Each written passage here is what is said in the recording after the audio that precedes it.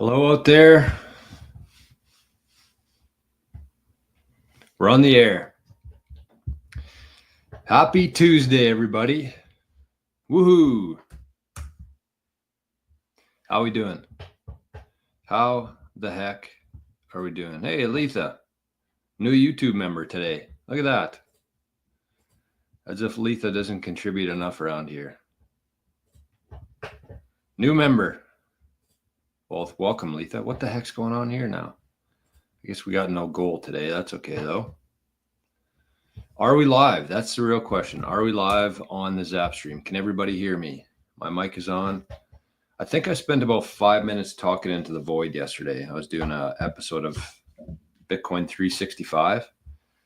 And I realized that, first of all, my mic was connected to my webcam. So then I switched it halfway through, and then I realized that my microphone's on mute. So maybe as we're getting settled in here, I would say just let me know if you can hear me. Arnie is here today. Good morning, Arnie.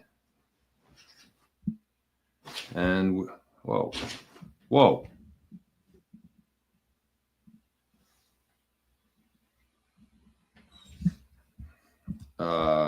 Okay. Okay, Arnie. That was a crazy little audio's good. Okay.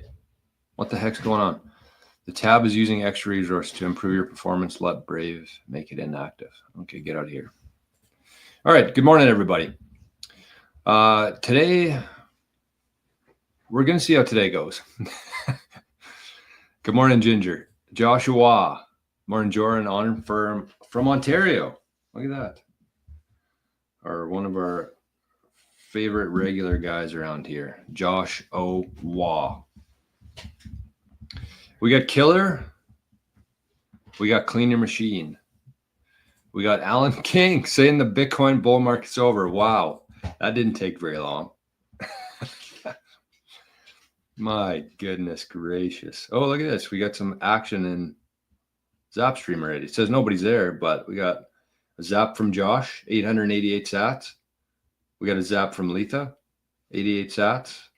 And we got Matt, 88 sats. Fountain for the win. Thank you, Josh. Thank you, Letha. Thank you, Matt. And we also have Arnie's wallet is live today. So it's like magic. You scan this QR code, you send at least one sat, and then the screen lights up. It's magic. If you want to support the show, that's an easy way to do it if you're watching on YouTube. Jor, I hope you didn't bet on it hitting 300K. Well, I didn't bet on it, but I'm still betting on it. Not that there's much at stake, just my reputation. And I still wholeheartedly believe that we're going to hit 300K. Don't get distracted by like a couple downward moves. My goodness. Ian, good morning. Big institutions are buying the dip. HODL. Little early to panic. I would say so.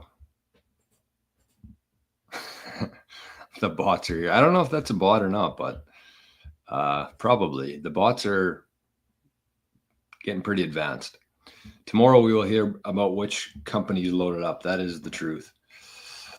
All right, let's get the email opened up here. Whoa. Like a frog. Daniel's loading up. Attaboy. So what we want. You guys have to keep this in mind. Every single time you buy Bitcoin and you take it off the exchange and you put it in your cold storage wallet that's nice and secure, that's one less sat or 100 less sats or 100,000 less sats that will never end up in the hands of government. That is all that we're concerned about right now. That's all they're concerned about right now. You shouldn't even look at the price. You should maybe look at the price once per month. And I know I'm guilty of myself, but I'm getting a lot better. I probably check the price like twice a week, maybe.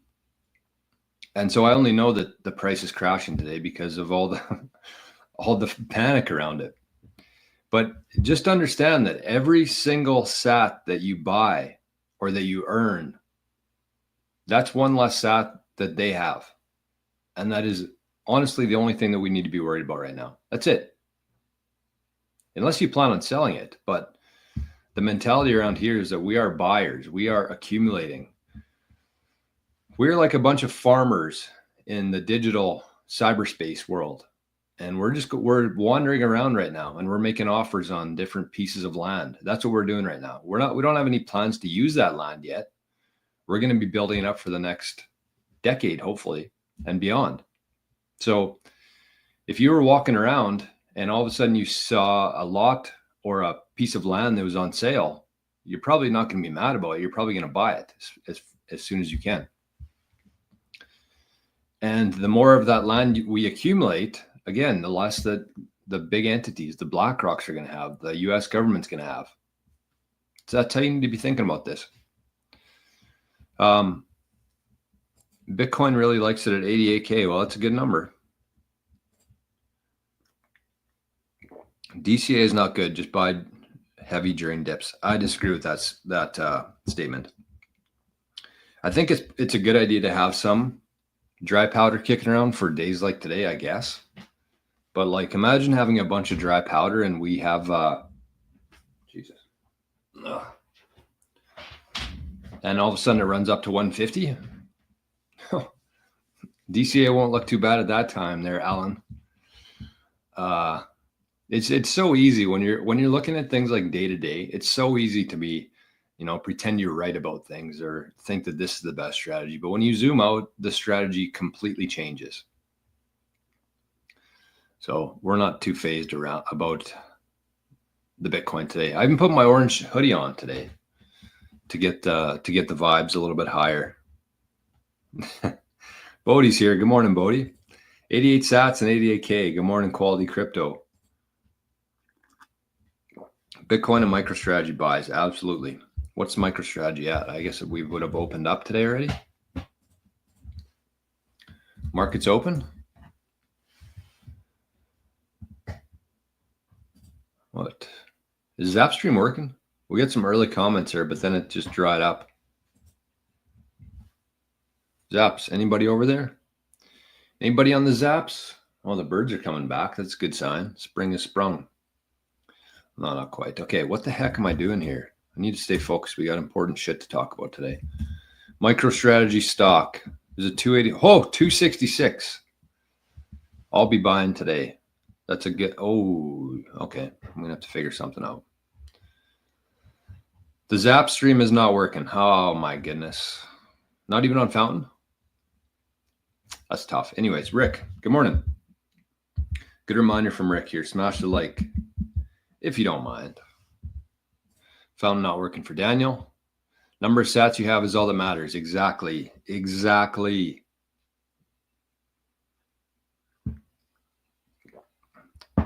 And you know what? Let's just see. I'll give you guys a good example here while we're talking about that. Just give me 3 seconds here to compile it. All right. Give me 3 seconds here to compile it. Okay, so we got, no, that's not what we want. We want this. We want you. Okay, so what do I want to do here? 98, 108, and 88. And we got $100. Okay, I got to delete that. Very easy spreadsheet here for people to see what's going on. All right, so let me break it down for you. I know everybody likes to get all sad when the price drops. But again, we have to be thinking about this like buyers, not sellers. Unless you're a seller, there could be some sellers that watch this who have zero intention on hanging on to this thing for the long term. That's fine. But we have to keep in mind here that what we're trying to accumulate here is Bitcoin. And when you go to work every single day to do your job, whether you're working a 9 to 5 or you have your own business, you get paid, hopefully. And at the end of the day, you have disposable income there. So if you made $250 today and your expenses for that with tax, with anything else were $150, then you have $100 left over. That's your disposable amount. And if you're a Bitcoiner, you usually put that into Bitcoin, convert your dollars into Bitcoin. So I'm going to show you what these price changes do for a day-to-day person. So let me see if I can. All right, let's get rid of this. So I just threw this spreadsheet together quickly on the fly here, but this is the disposable income here. So this is your take-home amount. So at the end of each day, you get $100. When the price is 108, like it was a couple weeks ago, you only got 92,000 sats for that. This is for one day of work, assuming you have a decent paying job and you got some take-home money. You got 92,000 sats for doing that job. The next day you showed up. So this was a couple weeks ago. The next day you showed up, the price dropped and you're kind of feeling bad about yourself, but you go to work, you get your take home $100, and now you get 102 sats. 10,000 sats extra for doing the exact same work. And then today you go to work and everybody's crying online about the price of Bitcoin. You do the exact same job, you get your paycheck, you put it into Bitcoin, but today you get 113,000 sats instead. It's a pretty big deal, especially if you're like me and you value these sats as if they were $1. So in a couple weeks there, you went from getting paid essentially 92,000 sats a day to now you're making 113,000 sats a day. That's a win. That's a win. So that's 20,000 sats per day extra that you're getting when the price is low like this. And again, if you value sats like I do at 1 sat equals $1, that's a pretty big deal. And so the really beautiful thing about Bitcoin is that it's a win-win, because when the price is going up, everybody's happy. Your net worth is going up. If you store the majority of your wealth in Bitcoin, you're feeling good. Your wealth's up. But when the price is down like it is today, you're getting more of it. You're doing the exact same work, but instead you're getting actually paid more in real money.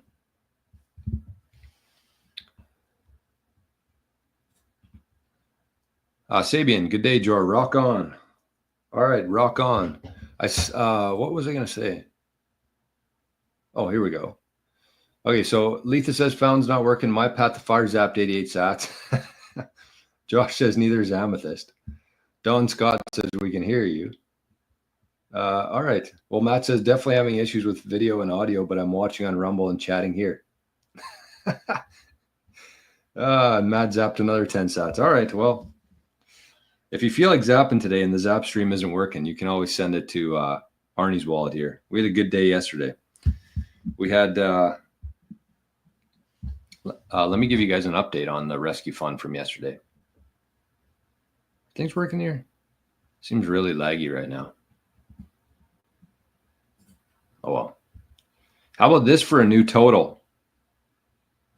250,204 sats. In the rescue dog fund, plus a couple more that I have to add from Noster last night. 250,000 sats. Yesterday alone, we had 41,000 sats from the show. How good is that? That is for the rescue dog fund. And we will be providing weekly updates for that to keep everybody accountable around here. People should take a look at the price when buying things. Yes. It's on sale. It's Dracula's Dream Day. It's a bloodbath. Is it like bad? I haven't even checked, honestly.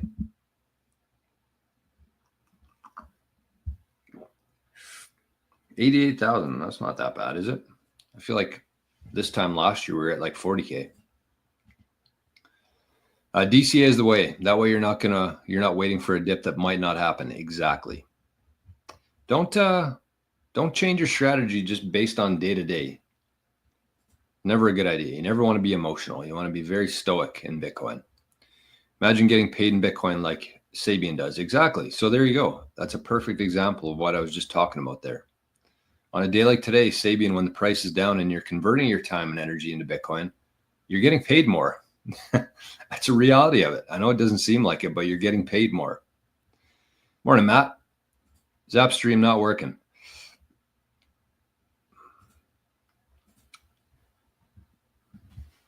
Son of a gun. We got a zap here from Sabian. 13 sats. Thank you, Sabian. He or she did the magic trick there where the screen lit up green. All right, what was I going to do here? Oh, look at this. Moro says, people are scared of the dip. I'm here trying to find offers on RoboSets. I should be doing the same, actually. We should skip the show today. Although I think I'm going to buy some MicroStrategy instead today. Yes, we're on a discount here. I'm just double checking Found to see what it looks like on my end. All right, so it's loading. Video can be played. I don't think it's on my end because nothing's showing up on StreamYard here. But anyways, that's okay. Alan says, do you think there's a Bitcoin plunge protection team like there is for the stock market? No, God, no. There's a Bitcoin manipulation team, that's for sure. Knees Duts. Jor, always hear different reasons for drops, including regular market dynamics, manipulation, retail investor selling. In your honest opinion, what's causing this one across all coins? I don't know. I'm not going to pretend like I know. Everybody likes to, all the YouTubers, I'm sure after today, there'll be thumbnails of the Ukraine war caused it, or who knows, Joe Biden farted and it caused a dip. I don't know. I don't care what the reason is. There's no reason. It has nothing to do with like market events. Sometimes, because Bitcoin is the only asset that's open on weekends, if there's really bad news or something, then Bitcoin's affected good or bad. But for the most part, all these dips have nothing to do with anything. Honestly, it's just people with a lot of Bitcoin moving it around and probably trying to play some manipulation games. And there's a lot of it happening right now. A lot of it happening. And I posted 2 videos yesterday. One of them was talking about the manipulation in paper Bitcoin. And one of them was talking about Ethereum. And I took a lot of shit for both videos. But I don't care. It's the reality. And sometimes truth hurts. And you don't need to have like a source. Everyone's like, what's the source for this? How about fucking common sense is the source? I know it's lacking extremely, but my goodness. Think we have heard this before, but gang, think like a sailor, not. Oh, that's a good one. Think like a sailor, not a seller. I like that. I think like a buyer, but yeah, sailor is the same. Sailor is a buyer. Same kind of meaning, I guess. All right, so the Zap stream's not working, but the Zaps are. Man, I love that so much. There's like nothing working there, but there's still people in the chat and zapping without any video or audio. Daniel zapped 88 and Letha zapped 88.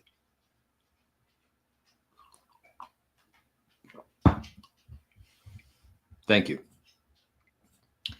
Hey, look who's back. What kind of trouble are you getting into, Art? Uh-oh, what are you eating? What are you eating?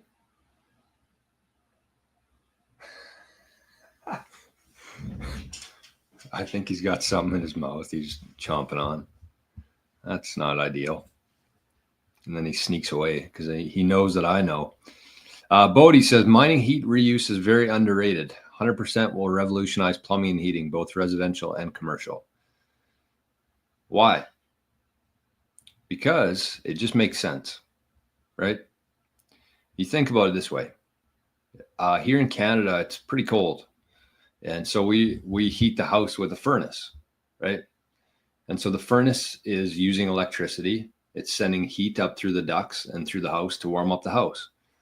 Well, what if you could swap that out with a Bitcoin miner and you're still paying for the energy costs? You're still sending heat up through the ducts to heat the house, except now you're actually subsidizing your energy costs because you're mining Bitcoin with that Bitcoin miner. So it's doing the exact same thing, except it's subsidized. So this is the case with residential. This is the case with commercial. I heard somebody say a couple of weeks ago, it actually might have been that letter from Ross Stevens, but it said there's going to come a time, we're kind of in the stages right now where people say that Bitcoin's bad for the environment, bad for energy use. And basically what he said, that sometime soon people are going to say not using Bitcoin is bad for energy use. Like it doesn't make sense. If you're paying for energy costs, you might as well get some subsidy back for it, whether that is a furnace or whether you're heating a warehouse, whatever. Why would you just waste energy? Why wouldn't you get a subsidy back from it? So Bodhi's been doing some good work in that space. It sounds like he's going to have some good info for us, maybe even a business. Logan, howdy from Texas. An awesome day to stack. Is it ever? Don Scott says Zapstream is great today. All right. Well, maybe it's working again. Who knows? But we gotta move on with our life here. 20% more sats for the same amount of work. Exactly. Yes, YouTube's good today. That's good. Jay says, I worked a night shift last night and had a little nibble as the price dropped. My colleague thought I was crazy until I explained inflation and debasement of currency to him. Tonight we orange pill. That's a smart strategy, my friend, because people have to realize that there's a problem before they care about a solution to it, right?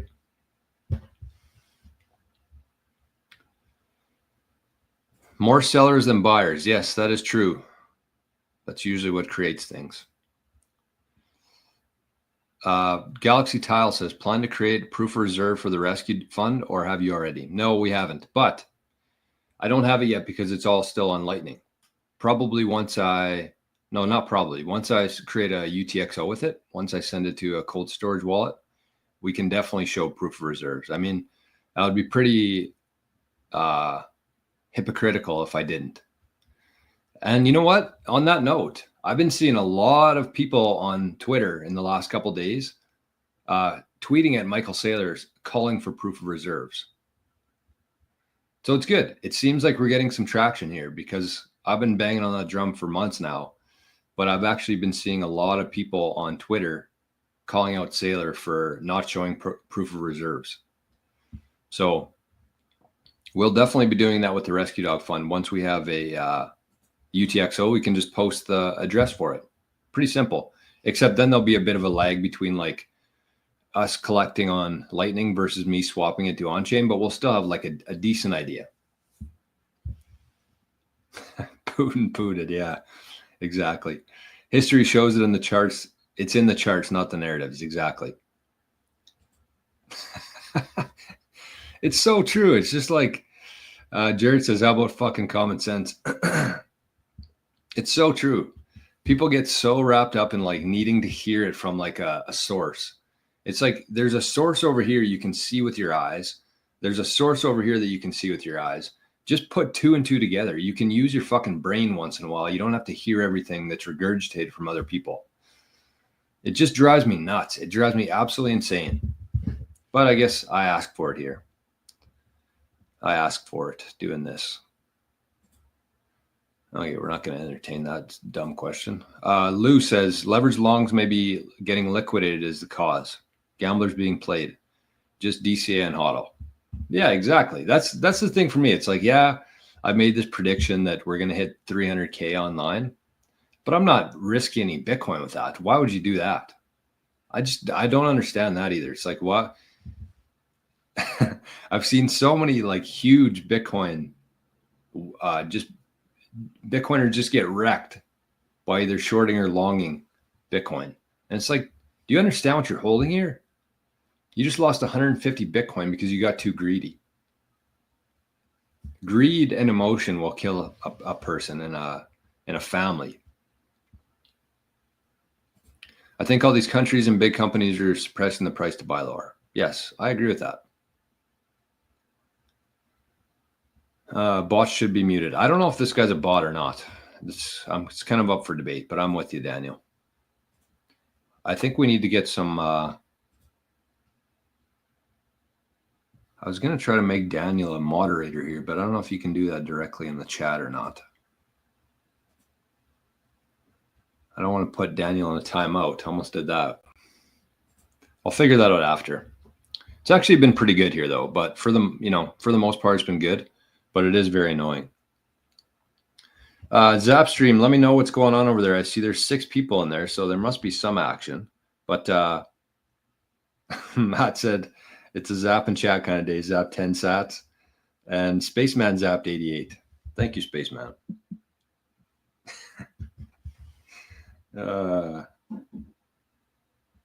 Okay. Let's keep her going here. Good morning, Bunny. Morning, Garja. Ciao, Jor from the butcher in Florence, Italy. Best time to keep stack sats and definitely stay humble. Correct. All right, let's get to some. I want to start with some Nostr news today. This one isn't really news, but we're going to look at it anyways. Let's bring it up here for everybody to see. This was one of our favorite people here in the chat every day. Letha. Look at this. How could we pass up this glorious opportunity? Letha's post. Good morning, waiting on Jor and Arnie show today. So we got 1, we got 2 woofers, and 3 woofers in one picture. That is a beautiful sight right there, folks. And the people in the snow, we got Letha, we got Jor, and we got our good friend Arnie, the co-host of 88 Sats Radio. So there you go. Letha got some zaps for that. She got some good mornings, and that's the kind of love you get on Nostr. Look at Arnie's profile. Rescue dog from Canada, co-host of 88 Sats Radio. Love golf, snow, old socks, my mom and dad, and stoicism. Arnie should have more followers than me on Nostr. I mean, look at that. The downward dog himself. So that was Letha's post today on Nostr. Had to show that. Anytime we get a chance to see some dogs on the show, we take it.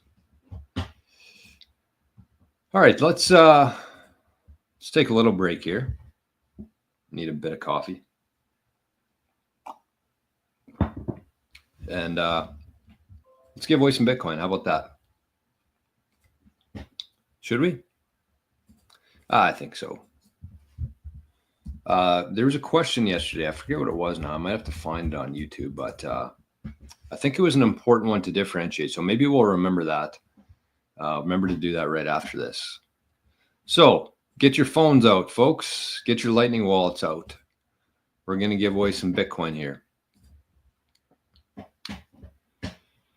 So point it at the screen, and some lucky person's going to win some sats today. How much? Who knows? So here we go. Ready? Set. Go. These sats, of course, are courtesy of our friends at Bitcoin Well. They do not sponsor the show, but they sponsor the community with sats every single show. Bitcoin Well. The best place to buy, recurring buy, sell, pay bills, and very uniquely swap Bitcoin. If you want to move some Bitcoin from layer 1 to layer 2 or vice versa, you can actually do it on Bitcoin Well for free. And we've had a bunch of people joining Bitcoin Well lately, which is good. Although I haven't got a personalized letter from the CEO of Bitcoin Well yet, but I'm sure it's coming. So it's there's the sats, folks. Go over to Bitcoin Well, get yourself an account. I dare you. That's my dare for today. I'm sure most people already have tried it. No, it's not the right one. But just in case, I dare you to go try Bitcoin Well today. Take $100. Bitcoin's on sale today. Set up an account. It probably takes you 5 minutes. You can buy $100. You can buy $500, $1,000. But try Bitcoin Well. I implore you to at least try it. And if you don't like it, then you can come on the show tomorrow and you can say, Jory, you're a dipshit. Bitcoin Well sucks. And I'll admit it. But it's what I use. Again, they don't sponsor the show. They don't control my voice or anything like that. But I love Bitcoin Well. So bitcoinwell.com/Jor. And somebody left a message yesterday I saw after the show that said they got an account and they only got one toss. So they got ripped off. So what I would say, if that happened to anybody else or the guy or girls watching today, just shoot them a message and say, I use this referral link. I should get 5 tosses. I only got 1. What the heck? And there's been other people that do that, and Bitcoin Well is very quick to reply. That's one thing I don't usually talk about either, how good of customer service Bitcoin Well has. Try getting in touch with somebody at Coinbase or ShakePay or any other exchange. Bitcoin Well, you're probably going to hear back in an hour or 2 max, and they got a really nice chat feature there. So in my opinion, that's one of the most important things, aside from like the fees, the user experience.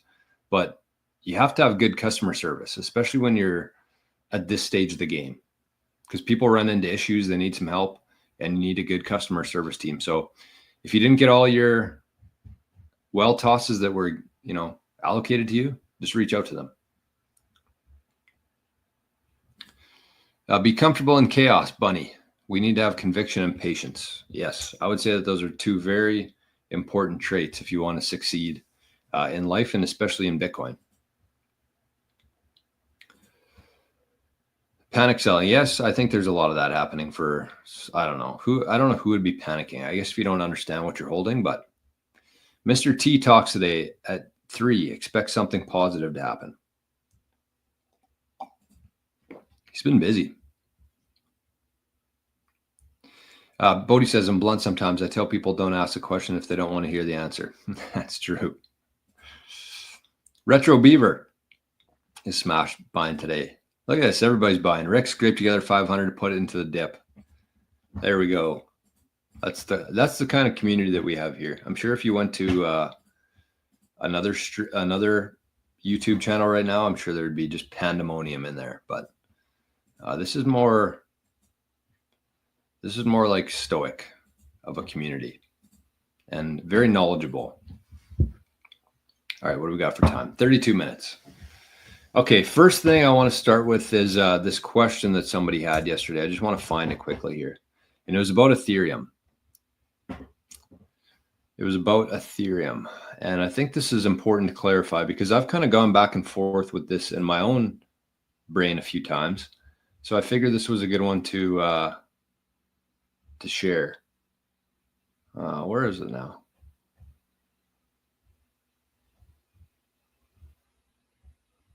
I'm pretty sure it was on the Ethereum video here. Let me find it.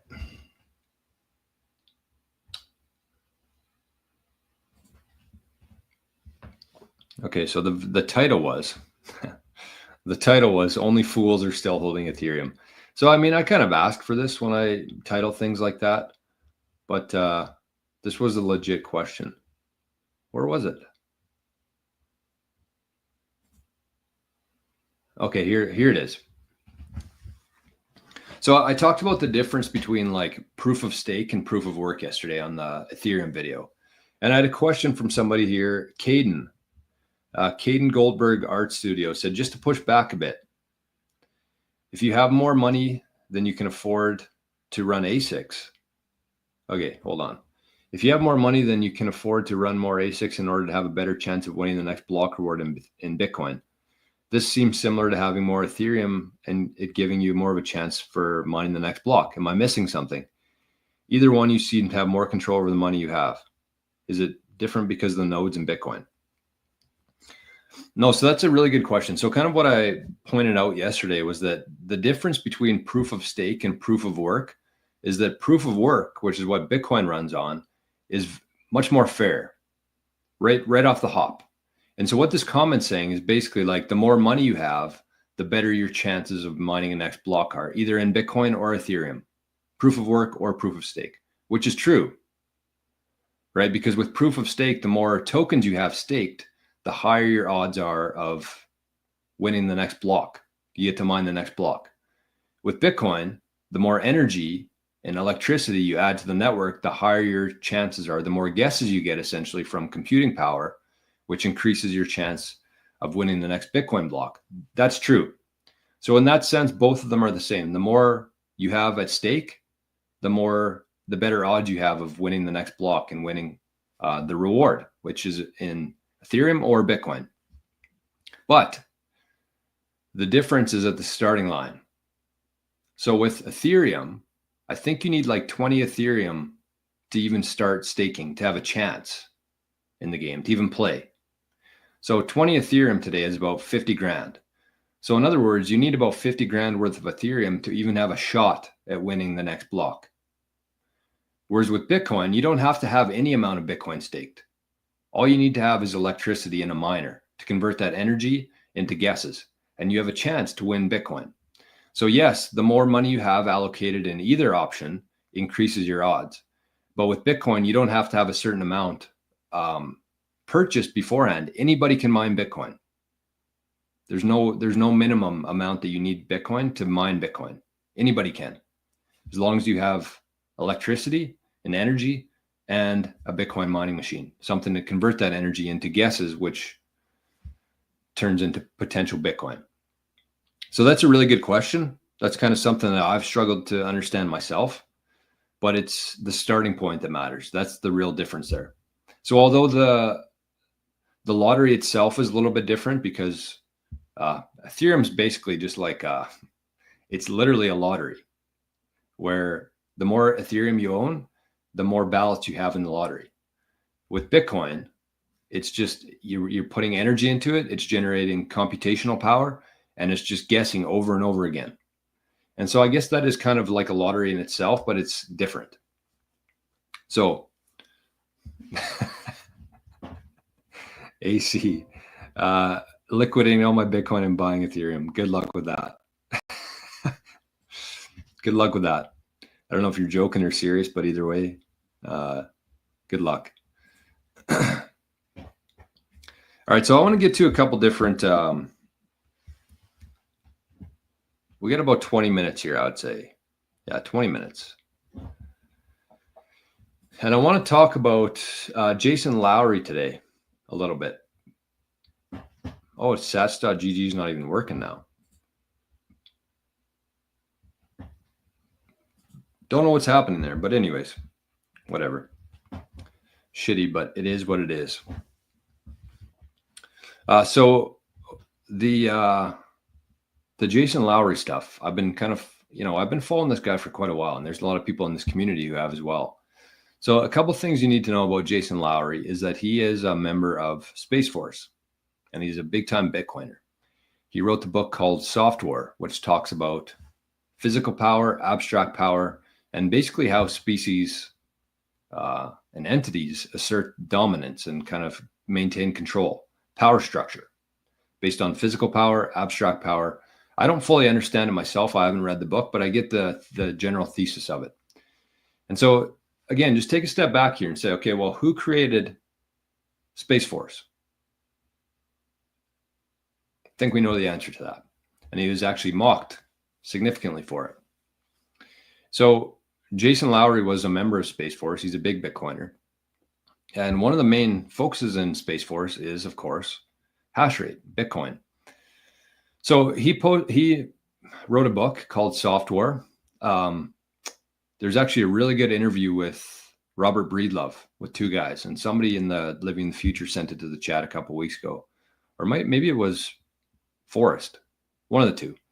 But I started watching it, and it's very interesting. I highly recommend everybody watches those two interviews. There's two parts to it, part one, part two, both on Breedlove's channel, and it's with two guys. And I highly suggest, if you have some time and you're interested in learning more, it's a very good way to kind of help understand. It's not at the level I would like it, but it's still easier than flipping through a book that's, yay high. So that's the first part. And then Jason Lowery has been pretty active on Twitter lately. So I wanted to share some of his tweets that he's been talking about and just kind of talk about them here. So I want to start with this one, which is, let me just bring them up actually, because I didn't label these.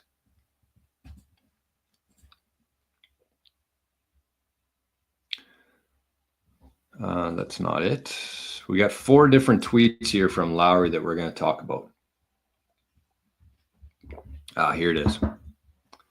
Okay, so I want to start with this tweet, and then I actually want to share one of the comments I got on, or one of the comments it got. If I can find it here quickly. I probably should have had this loaded, but at the same time, you guys should know by now.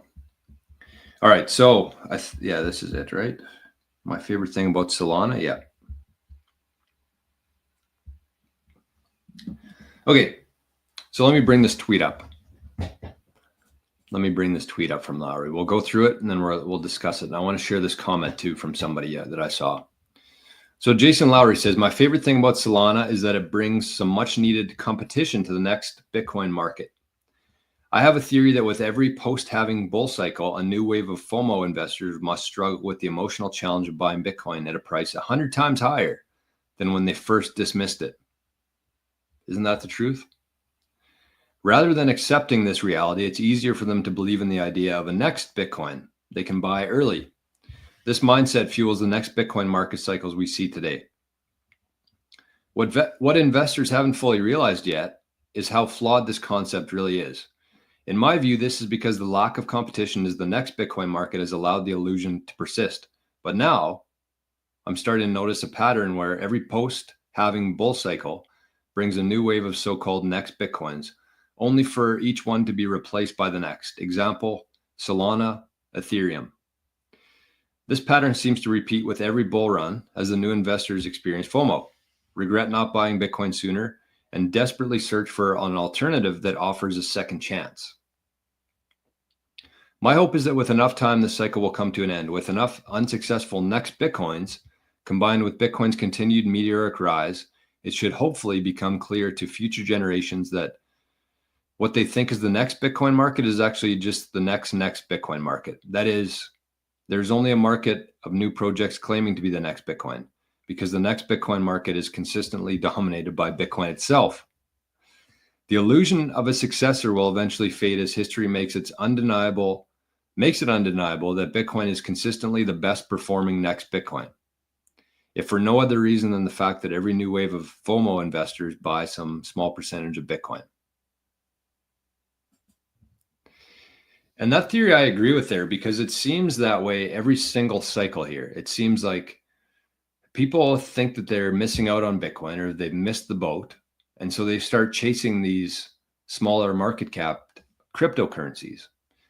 And so with that, every time, either they get converted to Bitcoin or they at least pick up a small handful of sats, and then they're kind of invested. And that's kind of the theory there, is that every bull cycle, it's just going to keep repeating this way, where whenever the price starts running up, which I think we're going to see very soon here, like when it starts going up straight up, there's a whole bunch of people that are suddenly interested and they feel like they're missing the boat on Bitcoin. And so what do? They buy a bunch of Bitcoin. They don't know what they're doing yet. They just see the price running up and they buy as much as they can. But the problem there is that they don't understand Bitcoin. They're not ready to own Bitcoin yet. Legitimately. I'm sure every person watching the show can attest to going through the same kind of thing. They're not ready to own Bitcoin yet. So what do? Maybe they sell at the top, they cash out, they take their fiat proceeds, and then it keeps going up. And 4 years later, they're like, wow, I wish I wouldn't have sold my Bitcoin. And then they buy more Bitcoin at that point. Or it starts dropping like today. Maybe they bought it back in November when it was running up, and now it's dropping back down. And so they sell it because they don't know what they're holding. They don't have the conviction. And of course, we're going to see another run up here soon, and they're going to have regrets. So every bull run, there's a whole bunch of new people getting into Bitcoin. And even if like 5, 10, 15% of those Bitcoiners, instead of selling high or low, they actually start studying Bitcoin and they understand what they're holding. So with every bull cycle, every time there's a run up, there's a whole crop of like a small percentage of people. And this is where I come from myself. There's a small percentage of people in there who actually take this seriously and they are converted into full-on Bitcoiners. And when they're converted into full-on Bitcoiners, they are never going back to fiat. They're never going into other cryptocurrencies. They are now Bitcoiners. And every cycle, there's a small percentage of people who get added to that. And over time, that turns into a larger amount of Bitcoiners, which is not quite where we're at yet, but I think we're going to be after this bull cycle.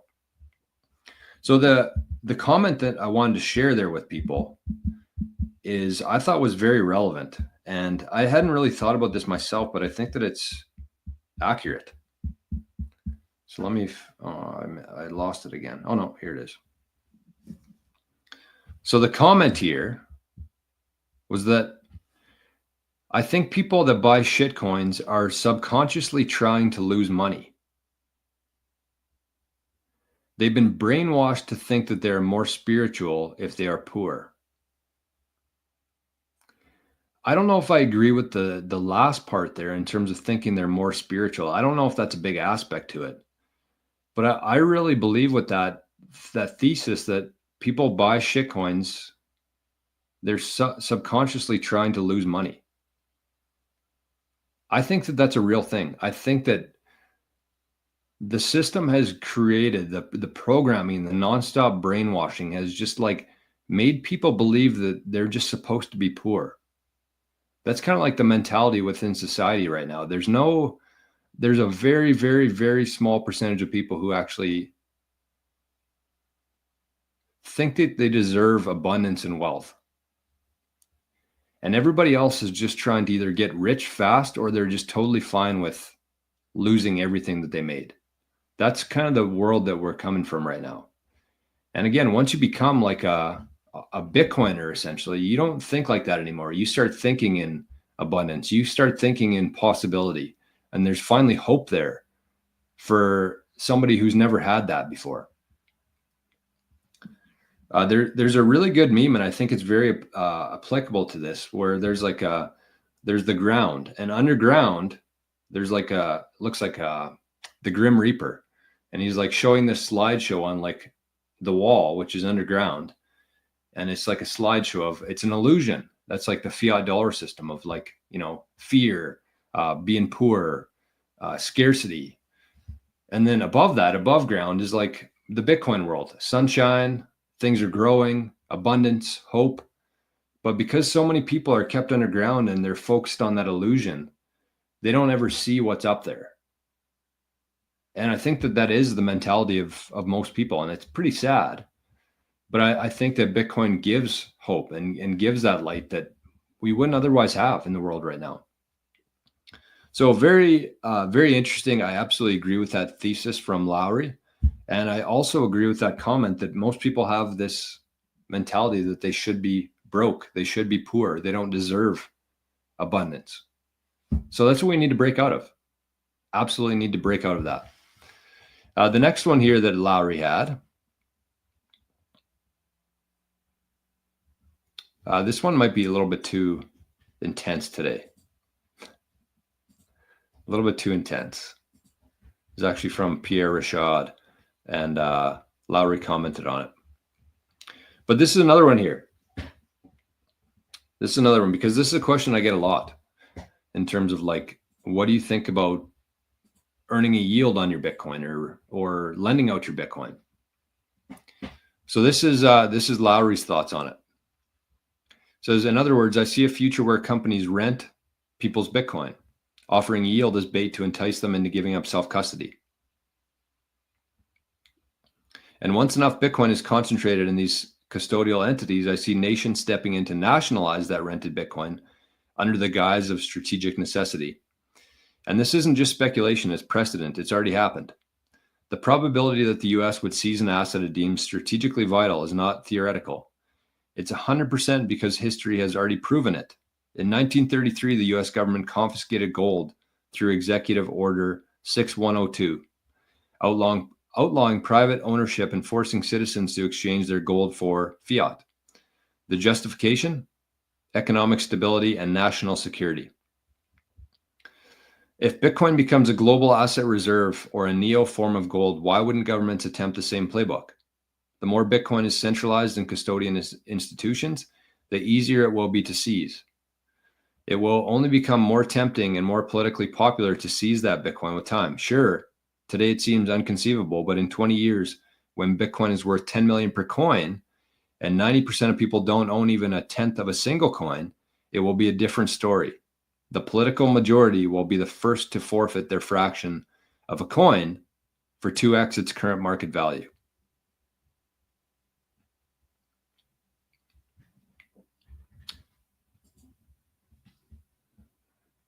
So if you think about it, that's kind of what's happening right now. And I'm not going to lie, that scares me. Just like you said, today, it doesn't seem like it would be possible, right? We have a guy who's very crypto and Bitcoin friendly in the White House, which is the most influential building or office and administration in the world.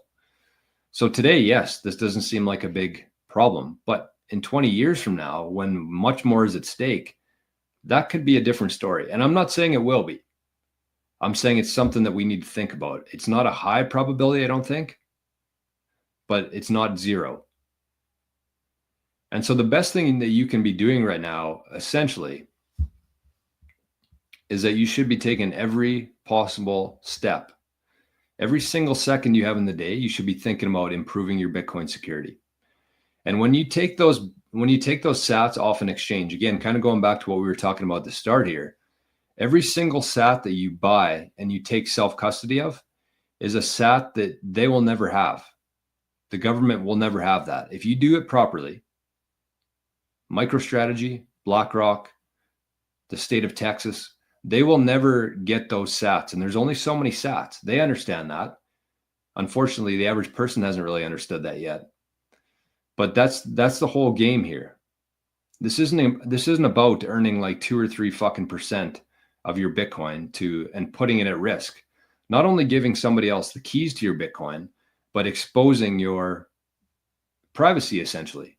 Because when you're lending Bitcoin, they know your UTXO, they know your balance, they hold a key to that. So it's not just a risk of losing it, but it totally eliminates all privacy that you otherwise would have. So the key here is taking Bitcoin into self-custody and taking it out of the hands, out of a possibility where this could happen. And so when you think about MicroStrategies, when you think about BlackRock, when you think of the rate that these big companies are accumulating these Bitcoin, how difficult would it be in a decade or two from now for the government to say, MicroStrategy has 500,000 Bitcoin? That's a big problem. We need to take that. So as a MicroStrategy holder at that point, what do? The government now holds your Bitcoin for the greater good? And I absolutely believe if this is something the government's like started thinking about and started preparing to do, I don't think they are right now, but if they did, they could definitely do this. Think back 4 years ago of how easily tricked people were into being scared of a flu. How easy they were tricked into turning on their family members and coworkers and friends. I absolutely think that if this were to play out down this road and the government's decided that we need to take this Bitcoin, it's a strategic, it's a security threat to our country. I 100% believe that like 80% of people would be on board for that. They wouldn't just like hand over their Bitcoin, but they would be, ecstatic to do it. And they would be turning on their neighbors. They would be turning on their friends. We've seen it before. We've seen it play out. When you own the propaganda, you can control people's minds. And today they still own that propaganda. And again, in a decade or two from now, I have no idea what the world's going to look like. I don't see this as a real possibility, but it's not 0% that this could happen. So you should be absolutely thinking about this. You should be doing everything that you possibly can to get your Bitcoin off the exchanges and into your own self-custody. And when it's in your self-custody, you should make sure that every possible threat model that you have a counter for. And this is not something that happens over a week or a month or even a year. This is like a longer term plan that you have to set in place. And you look at all of your different threat models, whether that's fire, flood, government seizure, home invasion, you unexpectedly dying. You look at all your different threat models and you make sure that you have a counter to all of that. And thankfully, there are things that can be done to significantly increase your odds of that. One would be multi-sig. You get your Bitcoin off the exchanges into a multi-sig setup. It's very hard for anybody to take that from you. It's very hard for you to lose that Bitcoin. I mean, you have to do it properly. It's not something that you do lightly because there are some very important factors within that and information you have to back up in case of recovery. But multi-sig is a very good option for that. It would pretty much eliminate any single point of failure and significantly increase your odds of having that Bitcoin in 20, 30, 50 years from now that the governments cannot touch. And then you start looking at multi-jurisdictional. Maybe you keep a device in this country. Maybe you send one to your friend or somebody you trust in this country. You start thinking about multi-jurisdictional, multi-sig setups. And then you start encrypting your backups using SuperBacked. And once you have it there, again, this is a very gradual and slow progression to get to that point, but that's going to protect you from all this.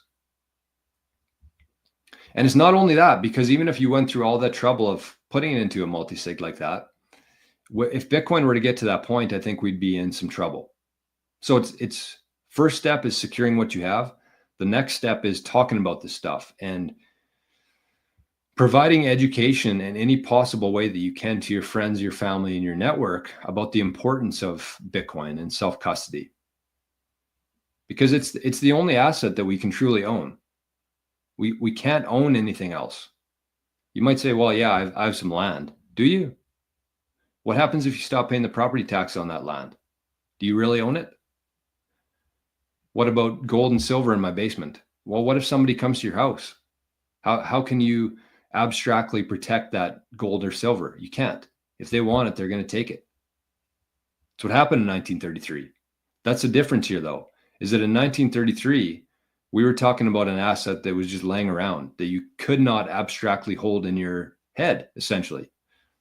But with Bitcoin, if you do it properly, not only can you own it in your head, you can disperse it in different locations while still maintaining ownership of that Bitcoin. Very important. And that might actually be the difference between this happening like it did in 1933 and not happening. But I would say the first step for you is just don't be the lowest hanging fruit. If you're watching this and you're like, well, I don't even know what a multi-sig is. You're talking way over my head. The first thing you need to do is just don't be the lowest hanging fruit, which is having it on the exchange. And having your Bitcoin on the exchange, it presents two kind of threats to you. The first one is that it's very easy for the government to call Coinbase or Kraken and say, Ken has been misbehaving, freeze his account. Sorry, Kraken writes to Ken. Unfortunately, we have received news from the government or word from the government. We are forced to suspend your account. Okay, well, your Bitcoin's gone. That's number one. That's the easiest thing they could do. They don't have to come to your house. They don't have to exert any physical force. That's the easiest one. Just seize your Bitcoin on the exchange.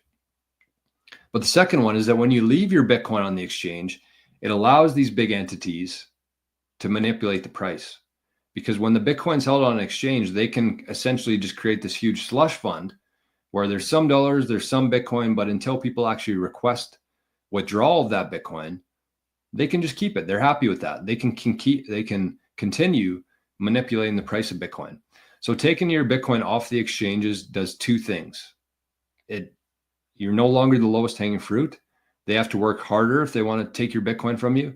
Plus, it shows the scarcity of Bitcoin. When we start taking Bitcoin off the exchanges, it's harder for them to manipulate the price of it. And this is probably a bold claim, a bold prediction, but I really think that in a couple cycles from now or less, Bitcoin exchanges aren't going to exist anymore. Because nobody's going to trade fake money for real money at that point.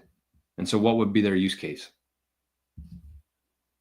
If nobody wants to exchange fiat for Bitcoin, there's no exchange anymore. There might be like a couple, but they're not going to be like they are today. That's what I think. And to get Bitcoin in the future, you're either going to have to work for it or you're going to have to mine.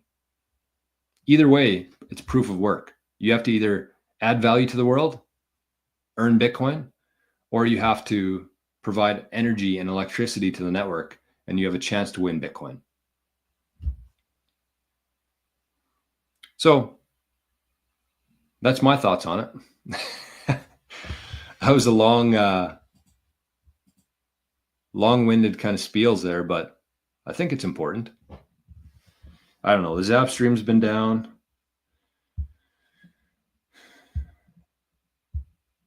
The zaps are dry today. Well, that's okay. That's part of life. That's part of life. What's this? IMTS. I put $300 into this dip. Painful, as I'm having to be careful without doing too much as I require funds for some house rentals work going on.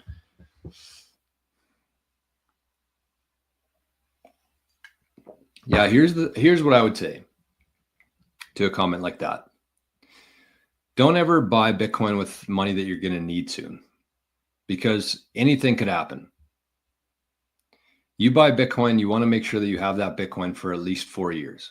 Every time you buy Bitcoin, that should be your mentality. You should never buy Bitcoin because the price is down and you hope it's going to go up in a week or two and then you can sell it for more and pay for whatever you need. Bad idea.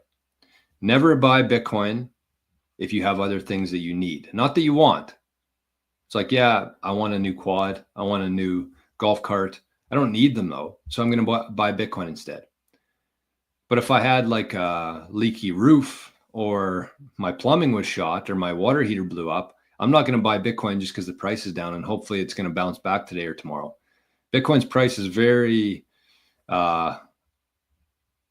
unpredictable. So I respect it, but it's not the game. Buy the best, have no regrets. Exactly. Kenneth says, the guy who mentioned that people think they're more spiritual is spot on. I think I had that same epiphany after dealing with members of my impoverished family. You know what? Actually, now that you say that, I kind of get it. And I maybe looked at it the wrong way. It might not be that people think they're more spiritual for being poor. They think that having wealth and abundance is evil.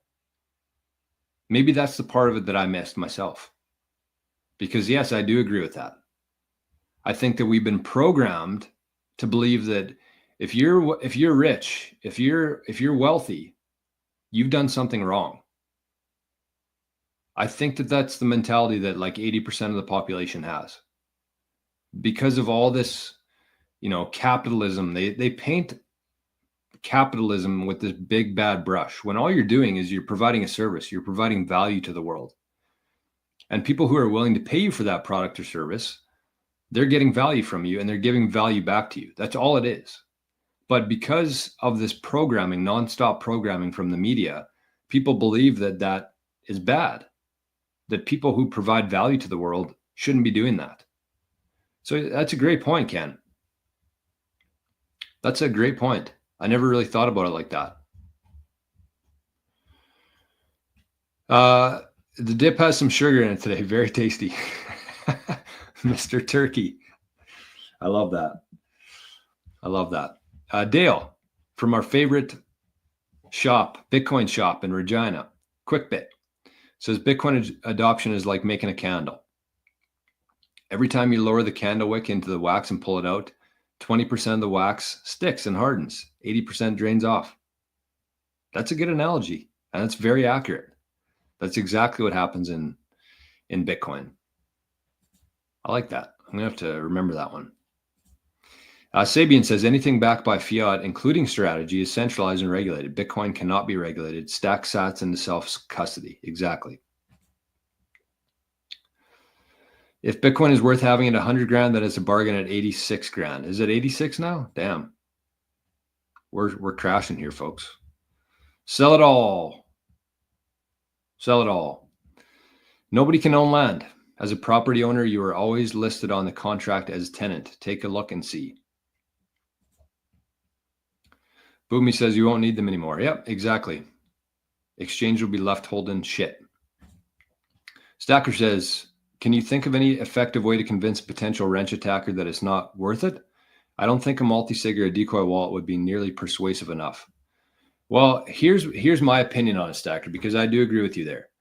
But this is important. Because if you're talking about a $5, like a wrench attack, where somebody breaks into your house, they say, I know you have Bitcoin, hand it over. And you say, well, sorry, I don't have it. There's nothing that I can do here. Or you say, here's my decoy wallet. Let's go to the safe. I'll walk you there. You can take all of my Bitcoin in my decoy wallet. And yes, I do believe that there will be sophisticated actors. Not every case.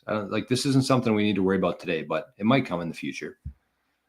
But you're going to have to be very convinced yourself that there's literally nothing that you can do. Because that's why I don't like the idea of memorizing your private key either. Because under the right amount of pressure, you knowing your private key in your head, you will crack.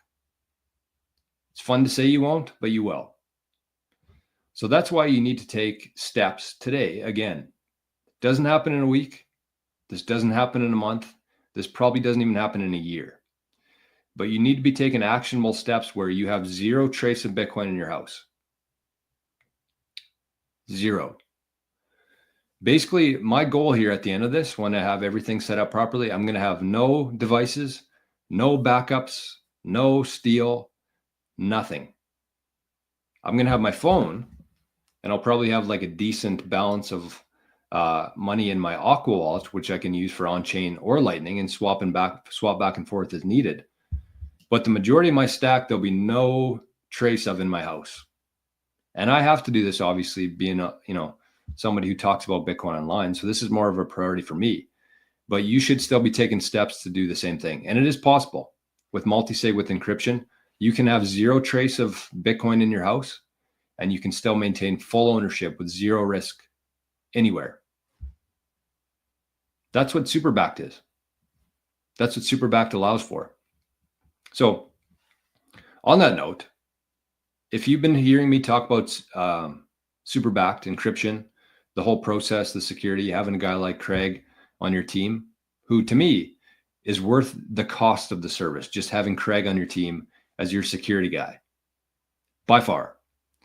But you can just shoot me an email, and I've gotten probably 10 or 12 emails in the last couple of days about Superbacked. I finally got back to everybody last night, but I actually put together a nice summary of what Superbacked is. So if you want to just hear a little bit more about it, just shoot me an email, and I'll send you the info that I put together last night that summarizes Superbacked and the process very well, and the service that we provide. It has the cost, it has what it involves, it has why it works, why it's important. So shoot me an email, just put your subject line as Superbacked, and I'll send you some info on it. And we can set up a meeting if you want to. Zero pressure. That's the thing I love about it most. It's like people feel the need to say, sorry, it's not good right now. I can't afford it right now. Zero pressure. If you think if you think your Bitcoin's worth protecting, then this is the best way to protect it. We're not going to try to convince you that. We're going to lay out the objective facts about it, and you can decide for yourself. We're not salesmen. Peter Schiff probably buying the dip in the closet. Yeah, what a douche. Okay, I think I got to go. I do have to go. I don't think I have to go. Sorry, everybody. I'm missing some. Law Dog, is there any other coin you trust and we should invest in, like XRP?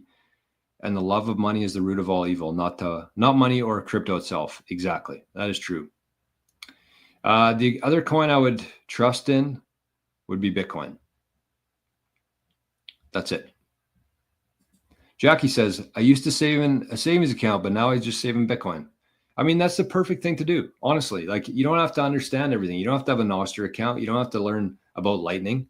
All you have to do is understand that one currency, fiat, is going to go down forever, and one asset, Bitcoin, is going to go up forever. So which would you rather store your time and energy in? Bitcoin. So very simply, if you're just somebody who just wants to save in Bitcoin, send and exchange your dollars. They send you Bitcoin. Protect that. Make sure you have a good security setup. But that's it. You don't have to do anything crazy. Just save your time and energy in Bitcoin. Big dog and guns can be persuasive. Yes, that is a good point. Silverstone, great name. Would you take out a loan at these prices? Yes. Absolutely. But the key there is that it has to be a longer term loan. It can't just be, a year or 2 year term, or a credit card or whatever. You have to have something in place that's going to be 5 or 10 years minimum. And then if you just think about it, interest rate of even 10%, Bitcoin's probably going to outperform that. It's been 60% per year. So that spread is there. That's your opportunity. So I would say Jay says, Jackie, are you single? Everybody wants a girl who understands Bitcoin. That's the only thing guys care about. It's less about looks nowadays, and it's more of how much do they want to rebel against the Federal Reserve and store their time and energy in Bitcoin. Bitcoin Well, I don't know if this is the actual Bitcoin Well, but it says swapping between Lightning and on-chain is a game changer. Lightning is finally usable.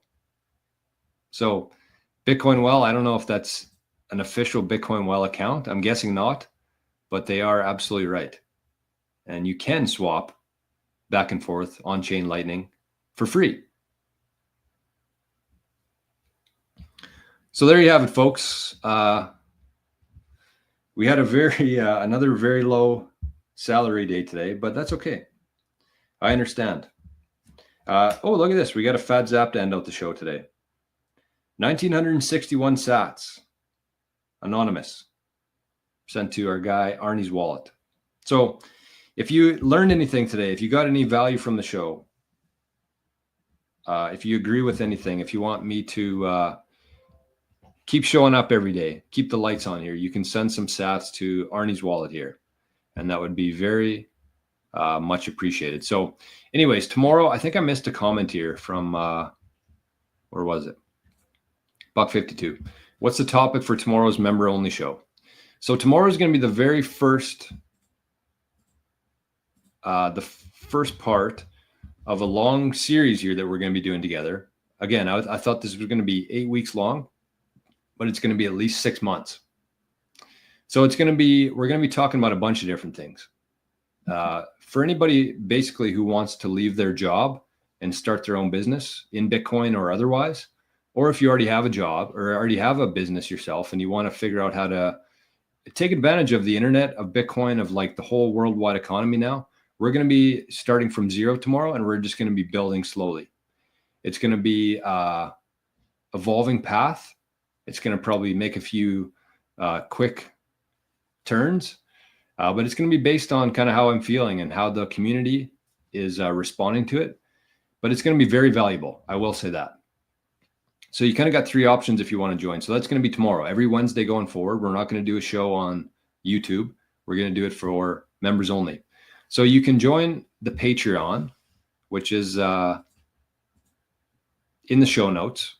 But you can join for $5 per month tier, Living in the Future.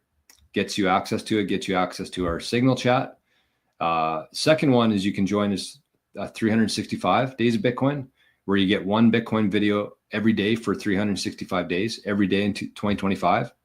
We already have 55 videos in there. Every day so far in 2025, I've posted a video into that tier.